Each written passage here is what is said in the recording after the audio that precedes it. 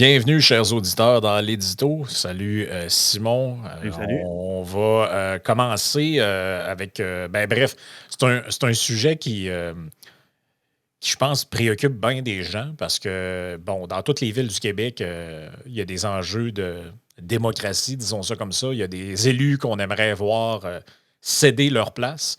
Et bon, dans la ville de Québec, là, il semble-t-il qu'il y a quelques personnes qui vont tenter de renverser Marchand aux prochaines élections.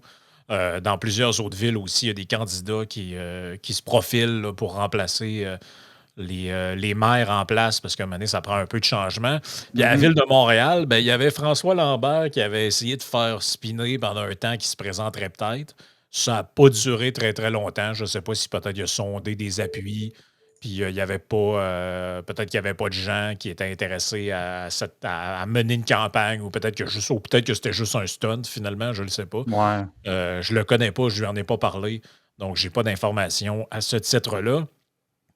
Mais là, bon, il y a des gens qui doivent commencer à réfléchir. Puis ça, on se disait pendant des mois, j'en parlais même avec notre ami Jonathan Hamel, puis je disais, écoutons, mais il n'y a pas personne de sérieux à Montréal, une ville aussi grosse que ça. Il n'y a pas d'entrepreneurs, il n'y a pas de gens du milieu des affaires, il n'y a pas personne qui a envie de changer d'air un peu, là. Je sais pas, tu sais, tu regardes comment est gérée la ville, tu regardes le déficit, tu regardes la part de l'argent qui sert juste à financer toutes sortes de niaiseries. Tu sais, on est rendu on en a parlé l'autre fois, là, ils sont rendus à élaborer des cartes dans lesquelles Ben oui. où ils vont interdire les gens à utiliser leur sous-sol. Bref, on est une niaiserie à temps pas l'autre. Et ben là, il y avait comme personne qui avait l'air de se dessiner à l'horizon jusqu'à hier, je pense, ou avant-hier. Bref, il y avait un article dans Radio-Canada qui nous dit que le promoteur immobilier dont on a beaucoup parlé dans les derniers mois, dernières années, Luc Poirier, en réflexion pour la mairie de Montréal. Donc, on dit l'entrepreneur songe sérieusement à se présenter à la tête du parti Ensemble Montréal qui vient de dévoiler les modalités de sa course à la chefferie. Donc, ça, si je ne me trompe pas, c'est l'ancien parti de Coder, ça? Oui, exact. OK, c'est Exactement. l'ancien parti de Coder. Ben, ça t'a inspiré quoi, toi, cette idée-là? Penses-tu que c'est juste un stunt? Penses-tu que c'est vraiment sérieux? Penses-tu qu'il peut le faire? Parce que, bon, il y a des gens qui vont dire, ouais, il y a quand même des. Il y a peut-être, je sais pas, moi, des conflits d'intérêts, s'il y a des contrats avec la ville, ou je sais pas, je connais pas ces affaires, là. Mais penses-tu que c'est vraiment une vraie candidature qui peut émerger, là, Luc Poirier? Est-ce qu'il peut le faire? Certainement qu'il peut le faire, surtout qu'il y a eu des changements récemment. Tu sais, quand le fameux projet de loi 57 a été adopté il y a quelques mois, le projet de loi qui a donné, tu sais, on en a parlé là, quelques fois, plus de protection aux élus municipaux et provinciaux, ça a modifié un paquet d'autres lois, notamment l'article de la loi sur loi sur les élections et les référendums dans les municipalités. Ça a été modifié parce qu'avant, pour te présenter, fallait que tu habites dans la municipalité où c'est que tu voulais te présenter 12 mois avant le déclenchement de l'élection. Maintenant, ça a été ramené. Fallait que tu sois propriétaire d'un immeuble ou occupant d'un Hum. établissement d'entreprise au sens de la loi, blablabla, sur le territoire. Maintenant, ça a été ramené à 44 jours du déclenchement parce que, bon, en ce moment, je crois comprendre que Luc Poirier, bon, peut-être qu'il y a déjà une propriété à Montréal, mais c'est plus quelqu'un au départ qui est originaire de la Rive-Sud, d'ailleurs un peu du même coin que moi, là, mon coin de la Rive-Sud. Là.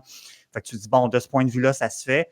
Maintenant, bon, pour se présenter à la chefferie selon les nouvelles règles d'Ensemble Montréal, puisque le parti est maître de faire ses règles, sa course à la chefferie, de ce que je comprends, il doit verser 15 000 puis avoir 200 signatures de membres dans 10 arrondissements de la ville.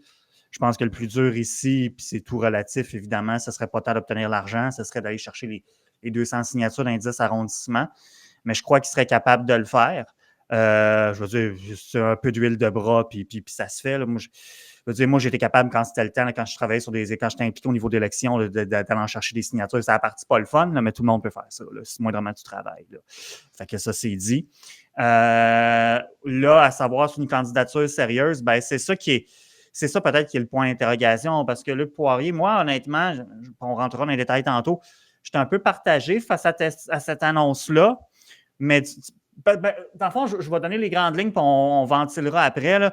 Essentiellement, je me dis, regarde, à ce stade-ci, n'importe qui n'est pas Valérie Plante qui manifeste de l'intérêt, c'est une bonne chose. C'est en parlant d'introduction, ça ne se bousculait pas aux portes pour y aller. D'un autre côté, tu te dis, bon, oui, c'est un gars qui a du succès en affaires, mais ce serait-tu un autre genre de Fitzgibbon, ça, là? C'est un peu ça, en gros, comment je suis partagé en ce moment. Ouais. Par Parce que ailleurs, ouais, parce que ça donne envie de changer d'air un peu, là. Tu sais, tu regardes, ouais. je vais vous montrer de quoi, là, c'est assez fascinant, là. Imaginez-vous que Valérie Plante, je suis allé, moi, à Montréal, en fin de Mhm, semaine passée, là. Ils ont besoin de quelqu'un qui s'occupe de la ville, là. Ils ont mhm. besoin d'une administration qui s'occupe de la ville, puis pas à peu près, là. Dans plusieurs quartiers, ça fait dur Ben oui, longtemps, là. ben oui, ben oui, Et ben là, oui. on a Valérie Plante. Mon discours lors de la séance de l'Assemblée mondiale des gouvernements locaux et régionaux de l'ONU comporte un message clair. Il est temps que les villes soient reconnues comme des partenaires des gouvernements nationaux et des instances internationales. Fait que, tu sais, les égouts, les routes, tous ces trucs-là, là, ça, c'est pas bien important. Ce qui est important, c'est sauver le monde, Ouais. puis, tout ce qui est international. Donc, je vous fais entendre ce truc-là. Là. Je vais dire comme toi, n'importe qui. On va prendre n'importe qui, finalement.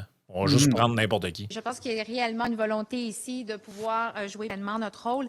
Mais j'ai envie d'ajouter que de la même façon, pour nous, c'est une opportunité d'être ici.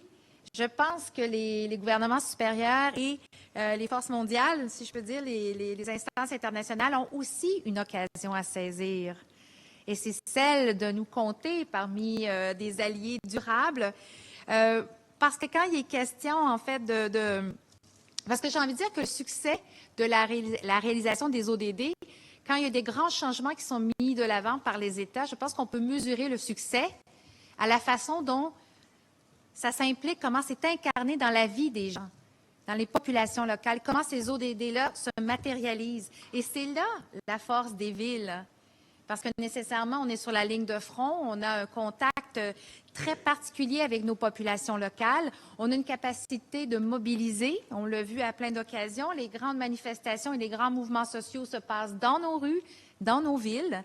On a aussi une capacité d'accompagner les populations dans différents changements. Je pense juste au changement climatique, un exemple très précis. Ben oui. Quand on À tout interdit, hasard. par exemple, oui. l'usage du plastique le plastique à usage unique, ou les pesticides, il faut accompagner les gens, les commerçants, les entrepreneurs. Il y a tout ce travail très de minutieux.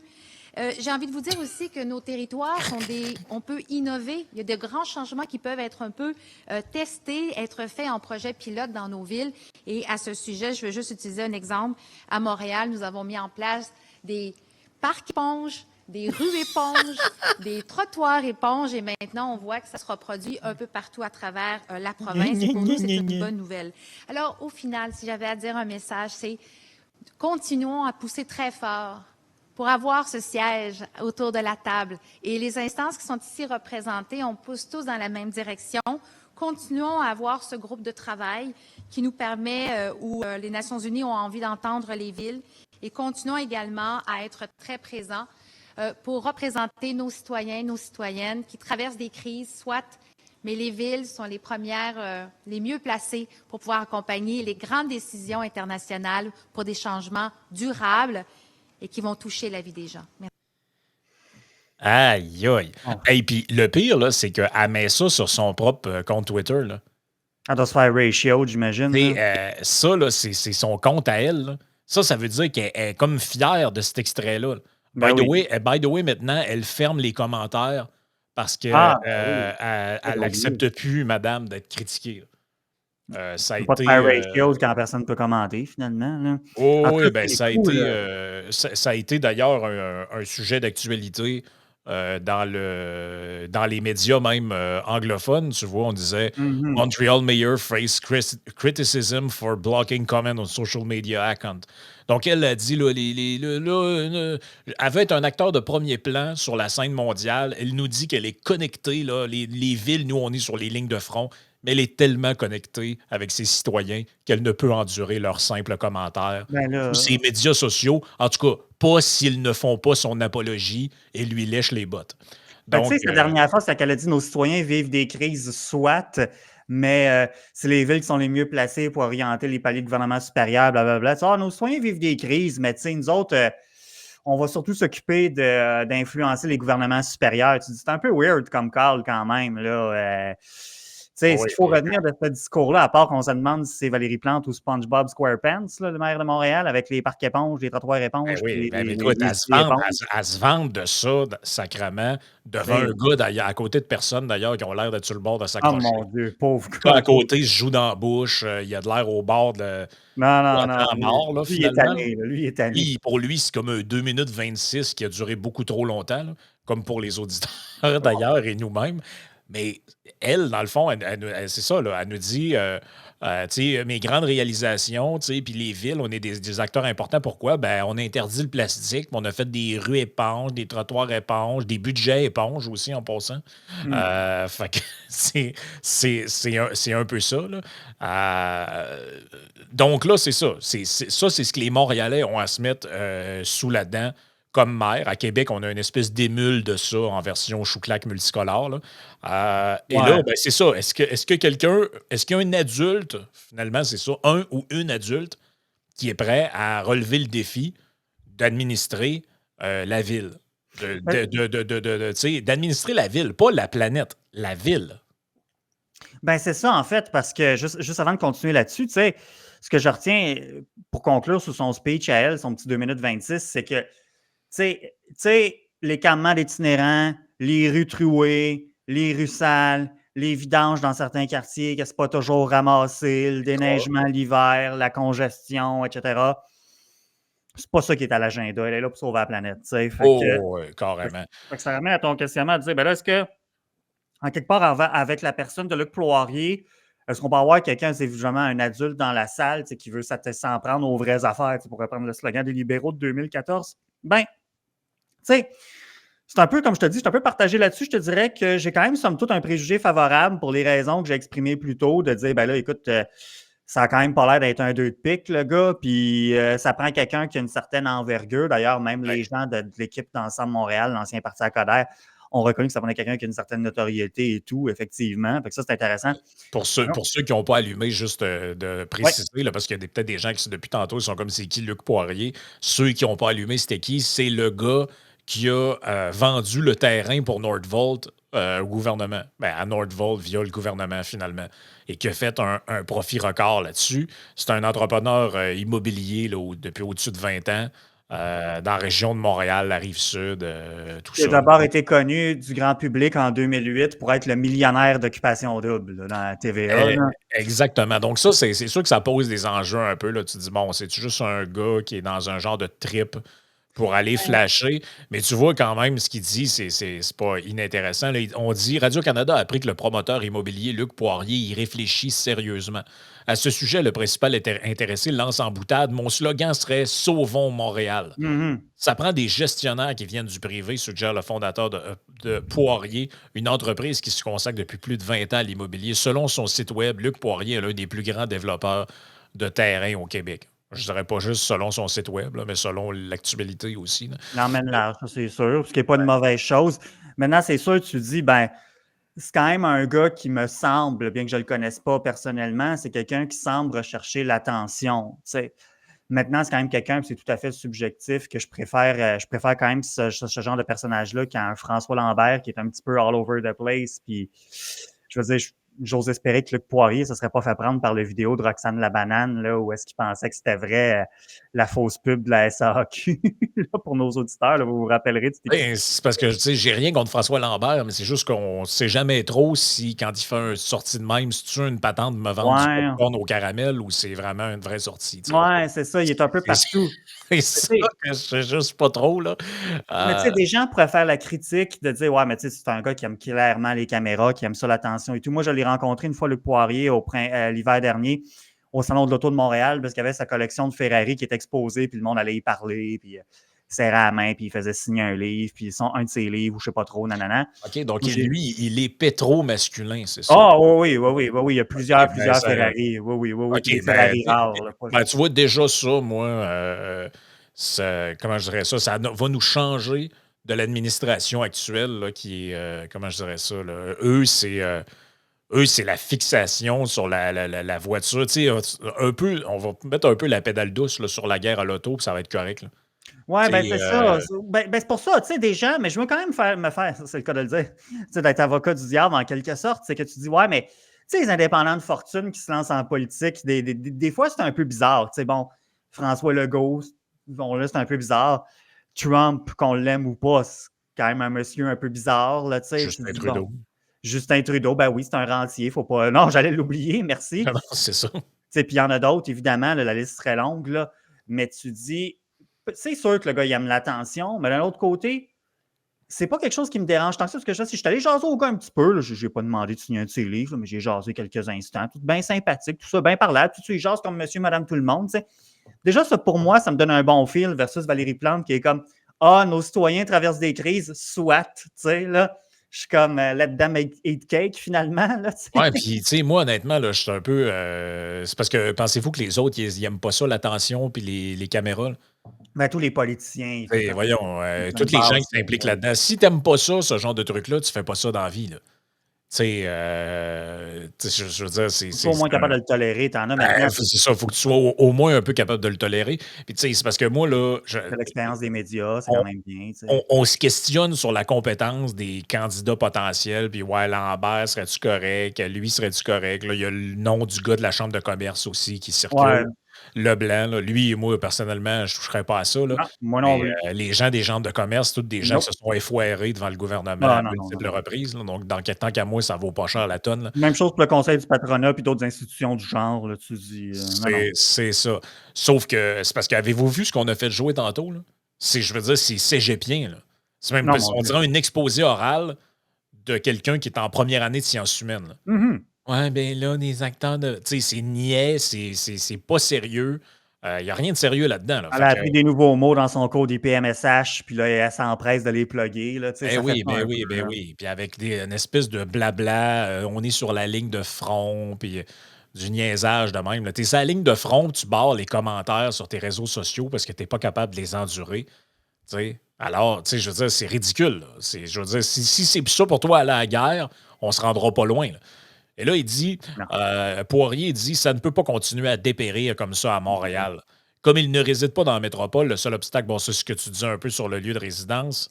À première vue, il ne semble pas y avoir un grand engouement pour la chefferie du parti de l'opposition à l'hôtel de ville. On nous dit que le téléphone sonne, des noms circulent, comme celui du président de la Chambre de commerce, Michel Leblanc. Bon, ça, c'est de ce qu'on a parlé. Le chef intérimaire actuel, Aref Salem, ne ferme pas la porte, mais tout comme le nouveau président du parti, Carmine Police, il souhaite avoir le meilleur véhicule pour la victoire en 2025. Le président veut éviter un couronnement. La personne candidate à la chefferie doit avoir une certaine notoriété, nous indique-t-on en coulisses. Ouais, On je veut sais. quelqu'un qui est capable de redonner la confiance et la fierté aux résidents de Montréal. C'est ça qui est un peu plate, hein, c'est que c'est rendu un genre de concours de. Tu sais, je regardais, puis on peut bifurquer un peu là, quelques instants sur la course à la chefferie du Parti libéral. Mhm. Au, Mais d'ailleurs, Carmen Police ou Policé, je ne sais pas comment le dire, c'est un ouais, c'est militant ça. libéral de longue date, ça, du PLQ, là, qui était impliqué dans les instances Non, et tout, là. mais tu sais, ça devient un peu un concours de popularité. Ça, moi, je trouve ça dommage. Là. Je trouve ça dommage parce qu'à un moment donné, est-ce qu'on veut quelqu'un de compétent ou de pas compétent? Ouais, mais le C'est- municipal, je suis obligé de dire que la politique, et à plus forte raison, le municipal, c'est ça. Ben, C'est je dur. comprends, mais elle, c'était une inconnue avant. Là. Hmm. Moi, j'avais jamais entendu de ma vie le nom Valérie Plante Ouais, mais on était avant en qu'elle soit. 2017, c'était rafraîchissant. Tu sais, Coder, ça avait usé vite, il était quand même bourru, il s'était brûlé un peu avec la formule Ben électrique. oui. Valérie Plante elle avait la bonne image, le Été. bon discours, les bonnes causes, les médias étaient de son bord, nanana, tu sais. Ben oui, mais là, tu vois ce qu'il essaie de faire au PLQ, à essayer de nous pomper des candidatures comme Pablo Rodriguez. Le gars est lieutenant du premier ministre le plus détesté de l'histoire du Canada, que 7 Canadiens sur 10 veulent le voir démissionner ou à tout le moins pas se représenter. Le gars, il colle là-dessus. Ils n'ont pas un budget équilibré depuis 2015. Le Canada au complet, hormis l'île de Montréal, est en train de les sacrer au vidange. Et on nous explique que somehow, de prendre son numéro 2, ce serait vraiment une bonne idée. Tu sais, c'est un peu comme si tu me disais, ah ben, en 2012, là, juste avant que les péquistes battent Charest, là, moi, je me pars un parti politique, puis je vais prendre le numéro 2 de Jean Charest à l'époque pour partir mon affaire là-dessus, au moment où le gars, il est usé à la Mais non, corde. c'est ça. Tu sais, je veux dire, c'est ridicule, là. Je veux dire, ça prend juste des journalistes ou des attachés de presse pour penser que c'est une bonne idée, une affaire de même, là. Non, en effet, mais je sais pas, moi, quelqu'un m'a envoyé il y a quelques jours, il y a un jour ou deux, tu avais un sondage de la presse, ce serait qui votre chef préféré au PLQ, puis ça vaut ce que ça vaut, c'était pas scientifique, mais 55% des répondants sur le site de la presse, c'était Marc Hervieux, tu dis Seigneur. Mais ça, c'est probablement, tu sais, tous ces sondages-là, pour en avoir déjà fait moi-même, là, tu sais, toi, puis une couple de chums, tu vas cliquer, puis s'ils n'ont pas pensé à garder l'adresse IP, ben, tu peux cocher autant de fois que tu veux. Là. Je me rappelle plus, je l'avais rien que fait une fois, moi, là, pour la presse, mais il n'y a rien de particulièrement impressionnant là-dedans. Mais bref, fin de la parenthèse. Non, c'est pour ça que je me dis, tu sais, Luc Poirier, je pense que, tu sais, le fait justement qu'il aime les voitures, qui aime le beau en quelque part, c'est un monsieur qui se présente bien et tout. Je pense que déjà, effectivement, du point de vue de fierté, c'est encourageant. Justement, qu'il n'y aura pas juste un discours anti-business, anti-automobile, puis anti-modernité. Ça aussi, c'est rassurant de sa part. C'est ça que j'allais dire. Hey, c'est pas drôle de dire ça, là. Mais en 2024, là, et peut-être 2025, là, il suffit simplement d'être. Parce que moi, tu sais quoi que j'y donne par rapport à Valérie Plante? C'est quelqu'un qui aime la réussite.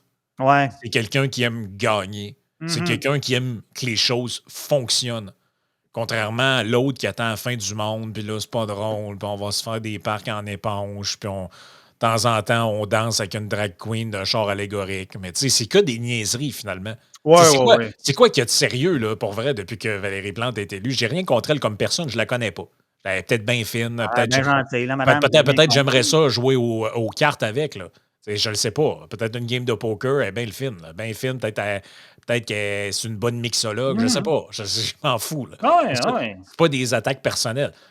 Même chose, Poirier, il est peut-être désagréable comme être humain. Je le sais pas, je le connais pas. Il est peut-être bien fin. Mais ce que je dis, c'est qu'il y en a une qui attend la fin du monde puis qui a des idées socialistes à pu finir. Puis l'autre, ben, c'est quelqu'un qui. C'est quelqu'un qui regarde par en avant, puis qui veut que les choses marchent, puis que pour lui, la réussite, c'est pas un mal. Et ça, là, en 2024, là, au Québec, oser te promener avec ton char puis ta blonde là, en décapotable, là, en disant, regarde, moi, j'ai du succès, puis ça me gêne pas de le montrer. Là. Ça, ça te prend déjà une bonne paire de testicules. Ouais, puis son message, tu dis justement, on le sait, l'éco-anxiété chez les jeunes et tout. Je pense que Valérie Plante s'inscrit quand même dans un courant qui alimente ça. Je doute que ce soit le cas pour Luc Poirier, là, je trouve en quelque part. Ça, je ne sais pas si ça, des fois, on a tendance à idéaliser le passé. Je ne sais pas si ça a déjà été le cas, mais mettons que tu dis un maire ou une mairesse d'une grande ville comme Montréal, ça devrait être un modèle. C'est quelqu'un de qui on voudrait comme s'inspirer. Puis tu dis, pas obligé d'être d'accord avec tout, mais tu sais que ses idées, ses propos, sa façon de penser, on devrait trouver ça inspirant. Pas ça, en tout cas. Pour moi, c'est difficile là, quand je regarde Valérie Plante aller, honnêtement. Tu sais, Luc Poirier, je me dis, bon, OK, peut-être que, tu sais, certains projets et tout ça, c'est comme on disait, il va falloir, c'est sûr que s'il se lance à la mairie, il y a des questions qui vont se poser. Tu sais, c'est des projets immobiliers à Montréal et tout, il faut éviter les conflits d'intérêts. Mais tu sais, ce ne sera pas la première fois qu'il y a des gens qui se lancent en politique puis qui ont déjà des avoirs, puis il y a déjà des protocoles en place, des choses qui existent. Ce n'est pas quelque chose qui m'effraie particulièrement, mais oui, il faut être sensible à ça. Par contre, on vient de sortir au Québec, pas tout à fait, là, mais pour l'essentiel, on sort pas mal de l'épisode Pierre Fitzgibbon. Je me dis, oui, des gens d'affaires, oui, des gens qui ont du succès, mais il faut faire attention parce que des fois, on voit qu'est-ce que ça donne. Si on vient de le vivre avec Fitzgibbon, tu dis, lui, sur papier, ce gars-là, tu dis, c'est un ministre parfait, tu dis, il a du succès en affaires, il comprend ça à business, il ne viendra pas nous emmerder avec des histoires de green, puis. Et si bol, hein? C'est. Hey, je regarde parce que là, il y a déjà des subs Reddit qui sont partis là-dessus. Là. Le promoteur immobilier Luc Poirier en réflexion pour la mairie de Montréal. Donc, on copie l'article de. Les commentaires sont malades. Ah, ça doit être débile. Reddit, là, ça doit être. Non, il y a un gars, je présume que c'est un gars, là, les filles, ça passe pas tant de temps que ça à écrire des commentaires innocents de même. C'est pas un hasard. La majorité des gens qui chialent contre les maires et mairesses habitent rarement leur ville. À Québec, c'est sensiblement le même problème des haters de marchands avec la misogynie en moins. OK, fait que ça, c'est quelqu'un qui a bu le Kool-Aid, là, si t'aimes pas Valérie Plante, si t'aimes pas les femmes. Bizarrement, quand si, mettons, vous appréciez Daniel Smith ou, je sais pas, moi, Georgia Meloni ou n'importe quelle politicienne dit de droite, là, Ça prouve jamais que vous aimez les femmes. Non, Si jamais. vous n'aimez pas une politicienne de gauche, ça prouve que vous êtes misogyne. Rona Ambrose, elle se faisait-tu brasser dans le temps quand elle était ministre conservateur, elle était ministre de l'Environnement pendant 2 secondes, puis les commentaires, c'était pas fin dans la presse. Là. Là, il y en a un qui va dire, bon, il va être anti-piste cyclable. Un autre qui répond, il lui faut de la place pour parquer ses Ferrari. Non, je pense pas que c'est un problème parquer ses Ferrari. Je pense pas que c'est un problème. Là, il dit, il va gérer Montréal pour faire plaisir aux banlieusards. C'est tellement... Là, ta gueule, Luc, reste chez vous, on est tanné. OK. Un autre qui dit, laisse-le se présenter, c'est un win assuré pour Valérie. Aïe, hey, check bien ça. Le gros problème avec Montréal, c'est qu'il y a zéro opposition qui a du bagou. C'est soit des résidus du PLQ ou Equality Party White Supremacist. OK. Attends, white supremacist. Les suprémacistes blancs à Montréal, au municipal. En tout cas, j'ai jamais vu ça. Là. Je sais pas de quoi ou de qui on parle, mais whatever. Je penserais pas, là. Bref, c'est une bonne candidature. Il est déjà en train de faire tilter plein de monde. Oui. Parlez-en bien, parlez-en De mal. l'intérêt, oui, c'est ça. Mais parlez-en, finalement, c'était un peu le point qu'avait fait Jeff Fillion après le débat avec. Je pense que le développement des derniers temps lui a donné un peu raison. Là. Il disait, quand il y a eu le débat après Trump et Harris, il disait, ouais, mais les médias ont tous dit que c'est Harris qui avait gagné haut la main le débat, mais personne n'est capable de sortir une seule phrase qu'elle a dite. Tout le monde se rappelle que des liners de Trump, puis on en parle encore. Exact. 2 semaines plus tard, 2-3 semaines plus tard, on parle encore de l'histoire des chats et des chiens, puis des divers statements, puis de ci, puis de ça, alors que l'autre, on est incapable de dire une seule chose qu'elle a dit. Fait qu'à un moment donné, c'est un peu ça. Là. C'est un genre d'effet Streisand. C'est que quand tu parles de quelqu'un, même en mal, à un moment donné, ça finit par imposer un... Fait que, tu sais, c'est ça. Je sais pas. Luc Poirier, mais chose certaine, ça prend quelqu'un, là. Chris, je peux pas croire que... Puis, honnêtement, là, ça, c'est un truc que bien des gens comprennent pas. Dans un système démocratique, là, il faut un moment donné qu'il y ait de l'alternance. C'est une bonne chose que les conservateurs au Royaume-Uni se soient fait battre par le Labour Party. Parce qu'à un moment donné, ça devient encrouté. Il y a de la corruption qui s'installe. Tout le monde se magouille dans le dos. Tu sais, regardez la différence entre la CAQ de 2018 versus 2024. Comment on a l'impression qu'on est à des années-lumière. Tout a de l'air à rouler avec des roues carrées. Un veut partir, l'autre. Pourtant, techniquement, ils sont installés là, majoritaires, puis il n'y a rien d'impossible pour la prochaine élection.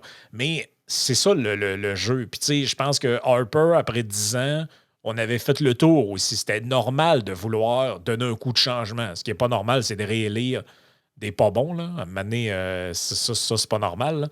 Mais tout ça pour dire qu'à un moment donné, même si vous êtes des fans de l'administration Plante, à un moment donné, il faut qu'elle laisse sa place à quelqu'un d'autre. Il faut qu'il y ait d'autres gens. Parce qu'à un moment donné, tu finis par tourner en rond, les mêmes affaires. À un moment donné, tu deviens un parti aussi usé qu'il n'y a plus d'idées, qu'il n'y a plus rien à proposer.